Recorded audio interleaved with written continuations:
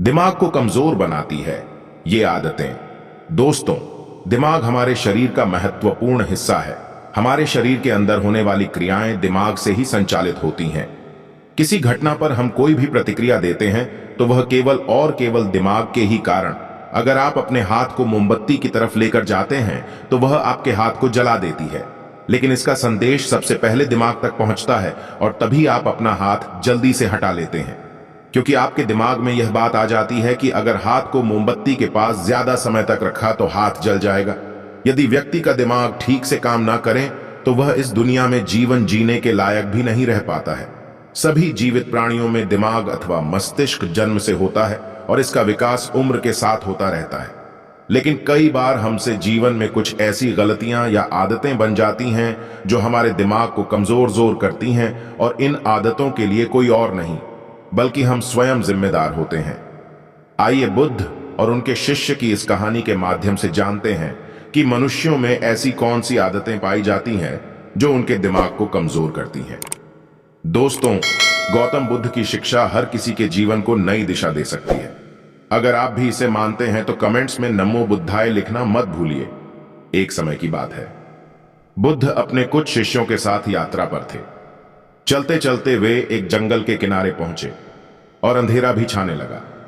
गौतम बुद्ध और उनके शिष्यों ने निर्णय लिया कि आज की रात्रि वे यहीं पर बिताएंगे और कल सुबह होते ही आगे की यात्रा पर निकलेंगे। उन सभी शिष्यों में से बुद्ध के एक प्रिय शिष्य भी थे जो कि कद में नाटे और बहुत भोले भाले थे। सभी शिष्यों में से इस शिष्य की आदत बिल्कुल अलग थी। जहां सभी लोग 7 से 8 घंटे की नींद लेते थे, ये महाशय केवल 3 घंटे ही सोते थे। इनका मानना था कि जो लोग अधिक सोते हैं वह आलसी होते हैं। गौतम बुद्ध के इस शिष्य को भोजन करना बहुत अधिक पसंद था। जब वे भोजन करने बैठते थे तो अन्य सभी शिष्यों के हिस्से का भी भोजन कर लेते थे। इसी प्रकार उनकी कई ऐसी आदतें थीं जो अन्य शिष्यों को परेशानी में डाल देती थी। उस रात्रि जब गौतम बुद्ध और उनके शिष्यों ने जंगल के किनारे पर पड़ाव डाला, तब दूर दूर तक पानी की कोई व्यवस्था नहीं दिख रही थी। इस बार पानी खोजकर लाने की जिम्मेदारी बुद्ध के उन भोले भाले शिष्य को दी गई। महाशय मटका लेकर पानी की खोज में निकल पड़े। इनका शरीर पहले से थका हुआ था। काफी सोच विचार करते करते और चलते चलते आखिरकार इन्हें तालाब दिख गया। इन्होंने तालाब से मटके में पानी भरा और पानी लेकर जैसे ही आगे बढ़े वहीं पर मूर्छा खाकर गिर पड़े। उधर गौतम बुद्ध और उनके अन्य शिष्य उनकी प्रतीक्षा करते रहे।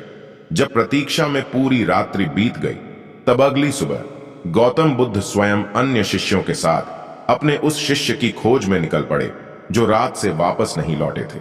सभी लोग उन्हें खोजते हुए तालाब के पास पहुंचे और मूर्छित हुए शिष्य को होश में लाने का प्रयास किया। जब वह शिष्य होश में आए और गौतम बुद्ध को अपने सामने देखा तो चौंक गए। उन्हें कुछ भी याद नहीं था कि वह तालाब के पास क्या कर रहे हैं। उनके इस व्यवहार को देखकर अन्य सभी शिष्य उन पर हंसने लगे और उन्हें मंद बुद्धि कहकर चिढ़ाने लगे। वह भोले भाले शिष्य वहीं पर रोने लगे और कहने लगे कि हाँ, मैं मंद बुद्धि हूं। तब गौतम बुद्ध ने सभी को शांत कराया और अपने शिष्य को समझाते हुए बोले कि हम सभी ने देखा है, तुम्हारी आदतें अन्य मनुष्यों से बिल्कुल अलग है। तुम बहुत कम सोते हो और बहुत अधिक खाते हो। मैंने तुम्हारे अंदर एक नकारात्मक जीव को महसूस किया है जो तुम्हारे दिमाग को दिन रात कमजोर कर रही है। तब वह शिष्य और अधिक तेज से रोने लगे और कहने लगे कि गुरुदेव, अब आप भी मुझे मंद बुद्धि कह रहे हैं। तब गौतम बुद्ध ने कहा कि नहीं, ऐसा नहीं है। तुम एक होशियार और बुद्धिमान मनुष्य हो, किंतु तुमने कुछ ऐसी आदतों को पाल रखा है जिसके कारण तुम्हारा दिमाग कमजोर हो रहा है। तब शिष्य ने कहा कि हे गुरुदेव, ऐसी कौन सी आदतें हैं जिनसे मनुष्य का दिमाग कमजोर होता है।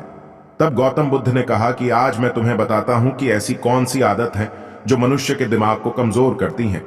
मेरी बात को सभी लोग ध्यान से सुनना। गौतम बुद्ध ने बताना प्रारंभ किया। पहली आदत, नींद के महत्व को समझने में भूल करना। कई ऐसे व्यक्ति होते हैं जो नींद को गंभीरता से नहीं लेते हैं। उनका यह मानना होता है कि ज्यादा सोना समय की बर्बादी होती है। यदि वे कम सोएंगे तो अधिक कार्य कर पाएंगे और अधिक सक्रिय रहेंगे, जबकि यह सोचना बिल्कुल गलत है। नींद हमारे शरीर की एक मुख्य आवश्यकता है। दिन भर काम करने के बाद जब शरीर थक जाता है तो उसे कम से कम 7 से 8 घंटे की नींद की आवश्यकता पड़ती है।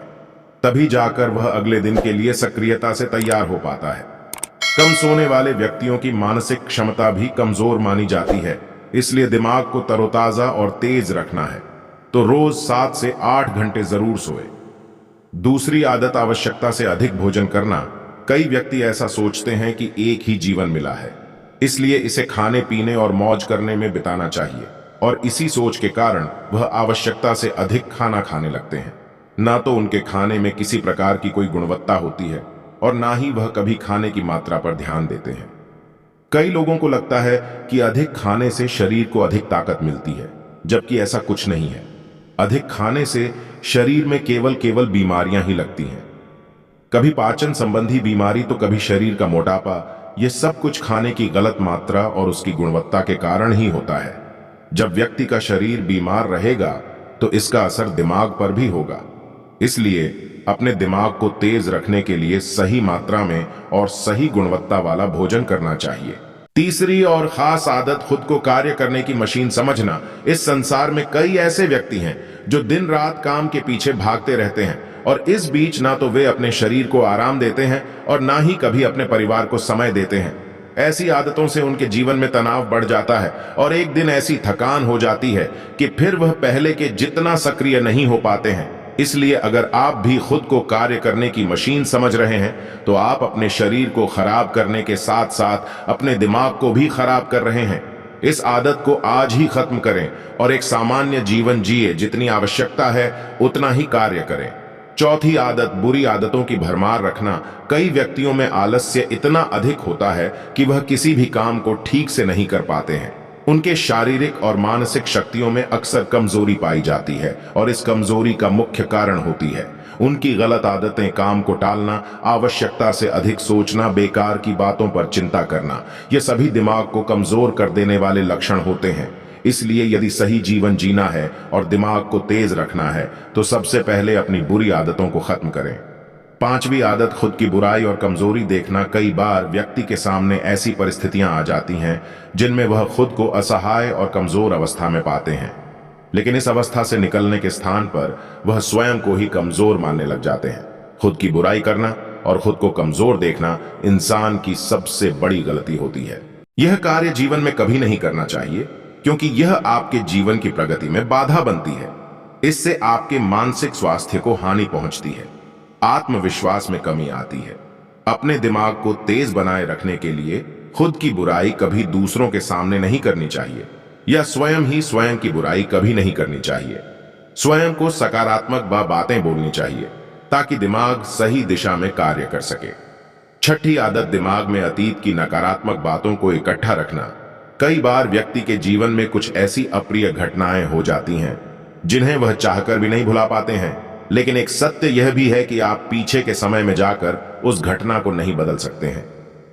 वह समय तो बीत चुका है और उसका जो भी प्रभाव आपके जीवन पर पड़ने वाला था वह पड़ चुका है। तो फिर दिमाग में अतीत की यादों को रखना कूड़ा इकट्ठा करने के समान ही होता है। जब अधिक कूड़ा इकट्ठा हो जाता है तो उसमें से बदबू आने लगती है और वह सड़ने लगते हैं। दिमाग के साथ भी कुछ ऐसा ही है। आप जितना अधिक पुरानी बातों को और नकारात्मक बातों को इकट्ठा रखेंगे वह आपको उतना ही अधिक परेशान करेगी। इसलिए जीवन में हमेशा आगे की ओर देखना चाहिए और पुरानी बातों से जितना जल्दी हो सके पीछा छुड़ाना चाहिए। सातवीं आदत, दूसरों से अधिक उम्मीदें रखना। संसार में एक से एक दयालु और सच्चे व्यक्ति हैं जिन्होंने सभी की सहायता की है, किंतु कई बार हम अपने आचरण के कारण दूसरों से भी आशाएं लगा लेते हैं कि वह भी हमारी सहायता करेंगे, और जब वह हमारी सहायता नहीं करते हैं तो हमें कष्ट पहुंचता है। इस संसार में कोई किसी का नहीं है, इसलिए दूसरों से आशाएं लगाना आज ही बंद दीजिए। कोई आपकी अपेक्षाओं को पूर्ण नहीं करने वाला है। यह आदत आपके दिमाग को कमजोर बनाती है। यदि अपेक्षाएं करनी है तो स्वयं से अपेक्षा करो ताकि जीवन में कुछ बड़ा कर सको। दूसरों से अपेक्षा तो केवल और केवल दुख ही देती है। आठवीं आदत, बुरे लोगों का साथ नहीं छोड़ पाना। हम सब अच्छी तरह से जानते हैं कि हमारे आसपास किस तरह के लोग रहते हैं और उनका हमारे जीवन पर क्या प्रभाव पड़ने वाला है। जब कभी आपको लगे कि किसी का साथ आपको नुकसान पहुंचा रहा है या आपके जीवन को प्रभावित कर रहा है तो उसे वहीं पर समाप्त कर देना उचित होता है, क्योंकि बुरे लोग आपको कष्ट और नकारात्मकता के अलावा कुछ नहीं देने वाले हैं। ऐसे लोगों से दूरी बनाकर ही जीवन में सफलता पाई जा सकती है, किंतु कई बार ऐसा होता है कि वह हमारे करीबी होते हैं और हम चाहकर भी उनसे पीछा नहीं छुड़ा सकते, भले ही हम उन्हें अपने जीवन से निकाल नहीं सकते।